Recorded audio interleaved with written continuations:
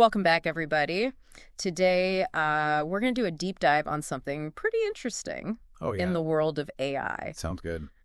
We've got like a bunch of different sources for you guys this time. Okay. We've got some clips from Bloomberg covering, like market trends. We've got some stuff from the Paris AI Summit, some like insider info. Interesting. And then we've even got some like government policy shifts that are going on. Oh.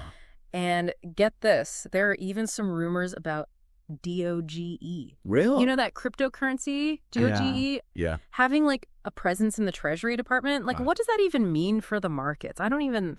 That's crazy. It is really interesting to see how all of these like totally different things are all like connected, you know? We've got this AI arms race that's just heating up globally. Yeah. The economic and political stakes are just going up and up every day.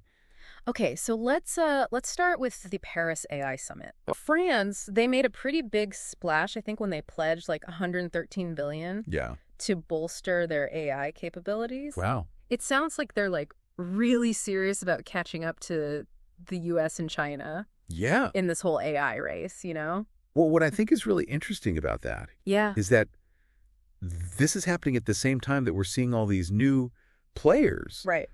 Who are like challenging the big guys, you know? Yeah. Like, for example, there's this Chinese startup called DeepSeek. Okay. Making a lot of headlines. Yeah. Because their AI model is super cheap. Huh. And they're saying that it's like a rival to OpenAI. Wow. So wow. Some people are skeptical, of course. Right. They're like, can they actually do it? Right. But then some people are really excited about what this could mean. Oh, that's interesting. You know? So speaking of OpenAI, they seem to think that the U.S. and China are like the only ones that matter right now in AI. Which makes me wonder, where does that leave Europe? Yeah, that's the big question, isn't it? There's this idea of like digital sovereignty, which has been getting more popular, especially in Europe. Okay. And it basically means like, can a country or a region control its own like digital destiny? Right. Things like data privacy. Cybersecurity, developing critical technologies. So if OpenAI is right, and like the U.S. and China are the ones that are calling all the shots, does that mean Europe is like behind digital sovereignty? It's not that simple. Okay. Europe definitely has its strengths. Yeah. Especially with things like industrial automation and robotics. Okay. But when you look at AI, specifically like those large language models, like ChatGPT, there is this concern that Europe is becoming too dependent on other people's tech. Interesting. Yeah. Which brings us back to this whole DOGE thing in the Treasury Department. Yeah. President Trump has been talking about irregularities uncovered by Elon Musk's DOGE team. Oh, wow. Which is definitely weird. Yeah. What's really worrying is that there are reports saying that DOGE now has access to sensitive financial data. Really? Yeah, Mike Shepard. He's a journalist who's been following this whole thing. Yeah. He thinks there might be a conflict of interest here. Because, after all, Musk wants to take his Platform X into financial services, right? So, could having DOGE, like inside the Treasury, give him some kind of unfair advantage? That's a good point. Yeah. And it makes you wonder, like, what does it even mean to have a cryptocurrency team, like working with a private company inside the Treasury Department? Yeah, no, it's totally uncharted territory.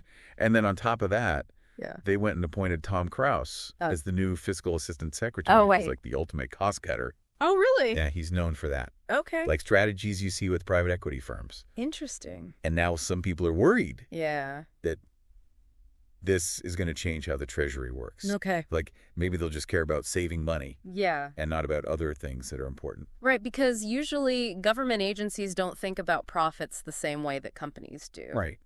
Right? So could this guy actually change things? Oh, it's certainly possible. Yeah. I guess we'll have to wait and see how Crouss does things, especially with this whole DOGE situation going on and, you know, the potential influence of private companies. Yeah, it's definitely something to keep an eye on. Yeah, definitely. Okay, so we've got this huge AI competition going on globally. Right. And now we've got this super strange situation happening in the U.S. Treasury Department. It's like we're watching a movie unfold in real life. Right. So where do we even go from here? Well, before we get too caught up in all the drama, let's step back for a sec. Yeah. And look at what's happening in electric vehicles. Okay.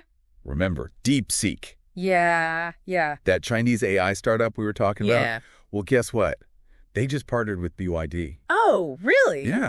Who's BYD? They're a big competitor to Tesla. Oh, wow. Yeah. So wait, BYD is going to be using DeepSeek's AI in their cars. That's right. That's a pretty big move. What does that mean for Tesla?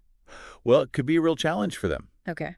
BYD is already known for making electric cars that are affordable. Right. And now they're adding these fancy driver assistance features powered by DeepSeek's AI. Oh, wow. So that gives them a big advantage. Okay. Especially in places where people are really worried about price. Okay. You know? This is getting more and more interesting. Oh, and we haven't even talked about the energy part of all this AI stuff yet. That's a really important piece of this whole thing. Because all these advancements in AI require a ton of computing power. Yeah. Which uses a huge amount of energy. Oh, we're talking about data centers that are using crazy amounts of electricity. So how are we going to power all this AI stuff without, like, overloading our energy grids and, like, making climate change worse? That is the question, isn't it? Yeah. Well, Joseph Machikit from the Center for Strategic and International Studies, he's been talking about this a lot. Yeah. He says we need to really invest in power generation and grid modernization, like big time, to keep up with how much energy AI needs. So it's not just about, like, making new AI. Right. It's also about making sure we can even, like, power it. Exactly. Sounds like this energy problem is going to need, like, a lot of different solutions. Yeah, it needs a multifaceted approach for sure. Yeah. We need to look at renewable energy. Right. Like solar and wind. But we also need to think about other options. Like what? Like natural gas. Okay. And maybe even nuclear power. Interesting. It's really complicated. There's no easy answers. And I bet there's like a whole geopolitical thing going on too. Of course. Because energy is like a strategic asset, right? Exactly. Like whoever has the energy has the power. We need to figure out how to have energy security while still taking care of the planet. Right. It's a tough balance. So, okay, let me get this straight. Yeah. We've got this AI race going on around the world. Right. This weird power struggle thing in the U.S. Treasury Department. Yeah. Change is happening in the electric car market. Yeah. And like an energy crisis just waiting to happen. Not much. This is a lot that is. taken. But before we get too overwhelmed, we can't forget about the ethics of all this AI stuff. Oh, right. These AI systems are getting more powerful, more independent. We have to think carefully about how they'll be used. Right. What rules we need to make sure AI is used in a good way. That's a whole other deep dive. Totally. Yeah. But before we go there, yeah, let's go back to the Paris AI Summit. Okay. Jonas Androulis. Yeah. The CEO of LF Alpha. Right. Another European AI company. Okay. He had a really interesting take on things. Oh, yeah. What did he say? Well, he said that just spending money on infrastructure isn't enough to really have digital sovereignty. Interesting. He thinks Europe needs to focus on making valuable things and being innovative. Okay. Not just copying the U.S. and China. So it's not just about like building bigger and better AI. Right. It's about using it to actually solve problems. Exactly. And make things better for people. And he had a good example of this. Oh, yeah. Aleph Alpha got a $19 million contract with the German Labor Agency. Okay. And they're using AI to streamline things there. Make it more efficient. So that's a good example of AI being used to actually help people. Right. But Androulis was also worried about large language models becoming like a commodity. What does that even mean? Well, he's basically saying that we shouldn't rely too much on just one kind of AI. Right. Because if everyone's using the same large language models, they might become less special. Okay. Less valuable. Okay. Like any product. Yeah. If there's too much of it, competition goes up, prices go down, You're right. profits shrink. So if Europe wants to be in charge of its own digital future, it needs to try different things with AI and not just focus on the one thing that everyone else is doing. Exactly. Find its own special thing. Got it. And become really good at it. Okay, so in this first part of our deep dive, we talked about the AI race going on globally, that weird stuff with DOGE and the Treasury Department. Right. What's happening with electric cars and the energy problem. I'm already feeling like I need a break. Take a deep breath. Yeah. There's more to come. Oh, no. in the next part of our deep dive. All right, well, stay tuned, everybody. Yeah, we'll be right back. Welcome back. Last time we were talking about how Europe is really trying to find its own way in the AI world. Yeah, it's really interesting how that guy, Androulis, was talking about the need for real-world uses for AI, not just making these fancy models, like that 19 million contract with the German labor agency. Right. It's a good example of how AI can be used in places you might not expect. Exactly. It shows that AI isn't just something like theoretical, you know? Yeah. It's being used to solve real problems right now. Yeah. And this is making me think, are we too focused on those big language models? You mean like ChatGPT and stuff? Yeah, like ChatGPT. Are we paying too much attention to that? Yeah. And not enough attention to other kinds of AI? You know what? That's a great point. I've been so busy reading headlines about ChatGPT, I haven't really thought about what else is out there. Well, there's a whole world of AI beyond just those language models. Oh, really? Oh, yeah. There's machine learning, computer vision, robotics, all sorts of stuff. Wow. And each of those could totally change different industries and different parts of our lives. So maybe Europe should be looking at those other types of AI. Exactly. Instead of just trying to compete with the big language models. It's about being smart and focusing on the areas where you can really do something different. Right, and that's where Androulis' warning about commoditization comes in, right? Exactly. If everyone's just jumping on the ChatGPT bandwagon, then eventually it's not going to be so special anymore. Exactly. It's just like the internet. In the early days, everyone was rushing to make websites. Right. Online businesses. Yeah. But only a few of them really made it big. The ones that offered something different, something people really wanted. Exactly. That's a great analogy. Yeah. It's the same with AI today. Okay. We have to look past the hype and think about how we can use this technology to create something that lasts. So how do we do that? How do we find those areas where AI can really make a difference and avoid just becoming another commodity? Well, it takes a few things. Okay. We need to look for areas where there's a real need, where AI can do something way better than what we're doing now. Okay. And where there's room to keep growing. And we need to make sure we have enough energy to power all of it. Oh, yeah, we can't forget about that. All those data centers use a ton of electricity. Right. Maj Koot had some good points about that. Oh, yeah? He said, we need to invest in lots of different kinds of energy. Okay. Renewables like solar and wind, but also things like natural gas. And even nuclear power. It's a hard problem to solve. It is. Trying to move away from fossil fuels, but also making sure we can keep growing the economy. We have to find that balance. Right. Between taking care of the planet and keeping things moving forward. And I'm sure everyone has to work together on this race. Oh, absolutely. This isn't something any one group can fix on its own. Right. We need the government setting clear policies and offering incentives. Okay. Industry needs to invest in research and development. Yeah.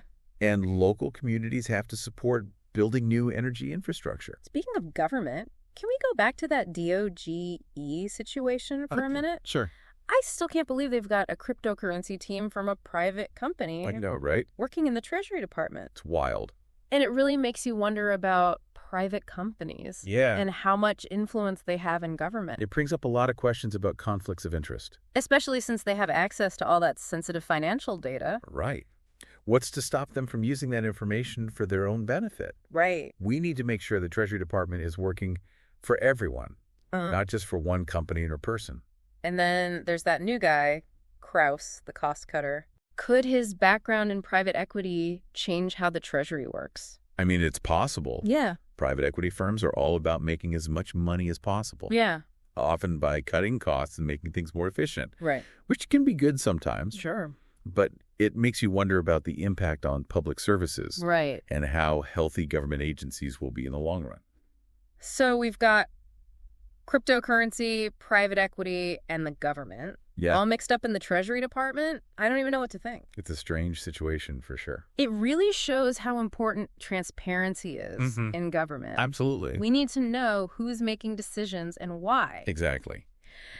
Okay, so we've got this power struggle happening in the Treasury, the global AI race, and the energy crisis. Yeah. It feels like everything is changing so fast. It is. It's a time of a lot of change and uncertainty. Yeah, and this is where I think we can learn from industries that have dealt with disruption before. Like the NFL, they've managed to stay relevant even though fewer people are watching TV. That's true. How'd they do it? They've embraced new platforms, expanded their reach, kept things fresh and exciting. Yeah. They understand that the media landscape is changing, and they've adapted. They've been really smart about it. I think there are lessons there for the tech industry. Oh, for sure. And for all of us. Yeah. We have to be willing to adapt, embrace change, constantly innovate. Because the world isn't going to wait for us. Technology is advancing so quickly. It's exponential. And the only way to keep up is to be proactive and open to new things. We have to get comfortable with being uncomfortable. Yeah. The future is unpredictable, but that's also what makes it so interesting. It's like we're all explorers going into uncharted territory. I like that. We don't know what we'll find, but that's part of the adventure. And the key to being a good explorer is to be prepared, resourceful, and open to new possibilities. So as we keep going on this deep dive into AI and how it's affecting society, let's keep those ideas in mind. Good idea. We're all in this together. We are. And if we work together, we can face these challenges and use this technology to make things better. I completely agree. Let's take a minute to think about what we've learned so far. Yeah, good idea. And get ready for the last part of our journey. Sounds good. I think I need a minute to process all this information. We'll be right back. Okay, so we're back, ready to finish up our look at AI. Yeah, it's amazing how everything is connected. I know, right? Yeah. We started with AI, but we've talked about energy, government, even the NFL. It's true. AI is having an impact everywhere, and it's only going to get bigger. Yeah, it's exciting, but it's also kind of overwhelming. You know, here's me. I keep thinking about that Androulis guy and what he said about digital sovereignty. If a country wants to be in control of its own future with AI, it can't just rely on technology from other places. He's right. It's about building your own skills, finding new ways of doing things, and coming up with solutions that work for your specific problems. And that future is going to be shaped by how we deal with that energy problem we talked about. Right. If we want AI to reach its full potential, we have to figure out how to power it without destroying the planet. Majgut's take on this was really interesting. I thought so too. He was honest about how complicated the energy situation is. Yeah. And he said, we need to use a mix of energy sources. Like renewables and even nuclear. Maybe even nuclear, yeah. Huh. He really stressed that everyone needs to work together. Governments, companies, everyone. To find solutions. It's going to take a lot of cooperation to make this transition to cleaner energy. It will. And let's not forget about the human side of all this. What do you mean? As AI gets smarter, we need to think about what that means for us ethically. It's like, what happens when machines start making decisions that humans used to make? Right. How do we make sure AI is used for good? That's a big question. I don't think there's an easy answer. No, but it's a conversation we need to start having now. Before it's too late to change course. Exactly. We need to be thinking ahead. Anticipate problems and find ways to prevent them. It's like that saying, an ounce of prevention is worth a pound of cure. Right. A little planning now can save a lot of trouble later. And with AI, that little bit of planning could determine whether it helps us or hurts us. So what can regular people like us do to make sure AI has a positive future? Well, first of all, stay informed. Read articles, listen to podcasts like this one. Exactly. And talk to people about what AI means. Don't be afraid to ask questions and think critically about what you're hearing. Yeah, because not everything you read or hear is going to be true or unbiased. Yeah. So you have to develop your own ability to separate fact from fiction. And think about how you can use your own skills to help develop AI in a responsible way. Every industry needs people who understand AI, healthcare, education, finance, everything. It's about finding what you're good at and using it to make a difference. And don't forget that your voice matters. How so? Talk to your elected officials, support policies that encourage responsible AI development. Okay. And support organizations that are working to make sure AI benefits everyone. So what's the big takeaway from all this? What should our listeners be thinking about? The AI revolution is happening right now. Wow. And it's going to change everything. The choices we make now will determine what that future looks like. Will AI empower us or control us? Will it create more opportunities or more inequality? It's up to us to decide. Well, that's our deep dive for today. Thanks for joining us on this journey. We hope you learned something new and that you'll keep exploring the world of AI. Until next time, keep learning, keep questioning, and keep shaping the future.